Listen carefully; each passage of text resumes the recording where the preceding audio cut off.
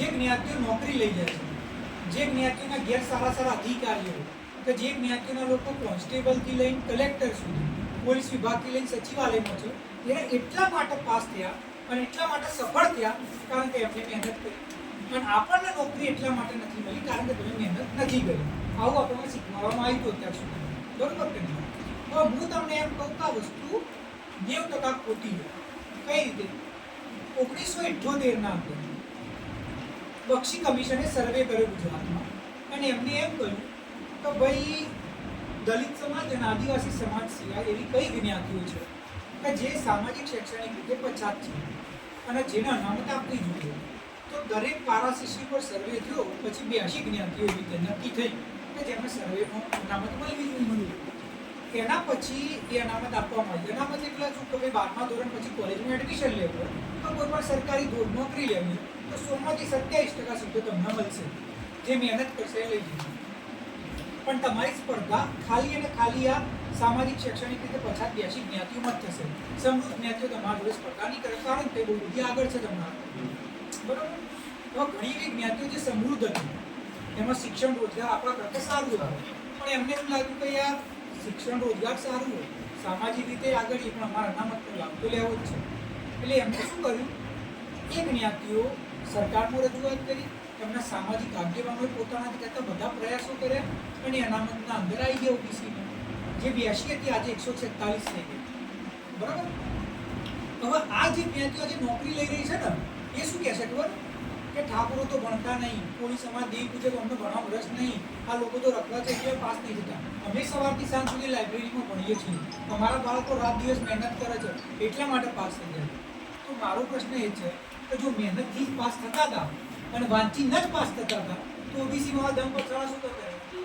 તમે જનરલ કેટેગરીમાં હતા ત્યાં આગળ મહેનત કરી પાસ થઈ જવું હતું. વાંચીને પાસ થવાનું તો ત્યાં થઈ જતા હતા ને.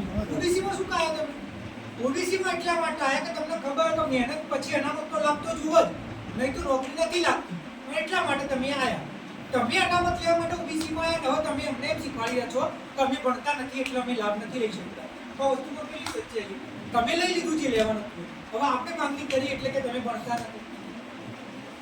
ઇતિહાસ આપણને એક વસ્તુ શીખવાડે છે કે જે વ્યક્તિ જાગૃત હોય અને જે વ્યક્તિ તાકાતવર હોય ને એ ઇતિહાસ પોતાના હિસાબે બનાવે. જંગ થઈ હોય ને બે વ્યક્તિઓ વચ્ચે જંગ થયો તો બે રાજ્યો વચ્ચે, તો જે રાજ્ય જીતી જાય ને એનો ઇતિહાસ લખો. એનો એટલે કે ભાઈ સામેવાળા ખોટા હતા, સામેવાળા તો ખરાબ હતા, અમે સાચા હતા અને અમે એમના રાય અમે જીવી ગયા. તો ખરેખર ઊંધું હોઈ શકે પણ જે જીવો ઇતિહાસ લખો. એટલે આ જ્ઞાતિઓ સમૃદ્ધ હતી, શિક્ષિત હતી એટલે એમને એમના હિસાબે નેરેટિવ સેટ કર્યો તો ભાઈ તમે ભણતા નથી એટલે તમને નોકરીઓ નથી મળી. ખરેખર એમ કેમ નથી કહેતા કે ભાઈ અમારા ભાગની અનામત તમે લઈ જાઓ છો એટલે અમને નોકરીઓ નથી મળી. તો આનું સમાધાન એટલા માટે આપણે જો આપણે કોઈ જ્ઞાતિના વિરોધમાં નથી, આપણે એવા સંસ્કાર, શિક્ષણ અને આપણા એવા વિચાર નથી અને આપણી એવી સંસ્કૃતિ નથી કે આપણે કોઈ જ્ઞાતિથી લઈ લઈએ તો કોઈ જ્ઞાતિનો વિરોધ કરીએ અને આપણે કોઈ જ્ઞાતિ કંઈ લેવું નહીં. તમે તમારી મહેનતથી નોકરી લો, અમને કંઈ વાંધો નહીં. અમે ખાલી એમ કહી રહ્યા છીએ કે આજની તારીખમાં 146 જ્ઞાતિ ઓબીસીમાં આવે છે તો દરેક સરખા તોલે નથી. દરેક સરખા તોલે નથી. અમુક જ્ઞાતિઓ બહુ જ આગળ છે કે જે દરેક જગ્યાએ સ્વીકાર્ય છે. એ સારામાં સારી સોસાયટીમાં સમૃદ્ધ સમાજો જોડે રહે છે, તેમના જોડે ધંધાઓ કરે છે, તેમને સારામાં સારા અધિકારીઓ છે અને પૈસે ટકે સુખી છે અને લાઇબ્રેરી શિક્ષણ સંસ્થાઓ બનાવવા માટે સક્ષમ. ઘણી એવી જ્ઞાતિઓ છે જેમની આજની તારીખના અંદર કોઈ પ્રકારની સગવડ નથી. તમારા બાળકોનું કારણ કે તમારા સમાજમાં અધિકારીઓ છે એમને ખબર કે ભાઈ 8મા 10મા ધોરણથી શું ભણવું, શું કરવું, કઈ પરીક્ષા આપવી. આપણા સમાજ એમના ઘરમાં બી હશે, આપણા આખા ગામડામાં કંઈ નહીં. એને ખબર જ નહીં શું વાંચવું, શું ના વાંચવું. અમે એક જ વસ્તુ કહી રહ્યા છીએ કે અમારો તમારાથી વિરોધ નહીં ભાઈ. અમે ખાલી એમ કહી રહ્યા છીએ કે તમે લાભ લીધો, તમે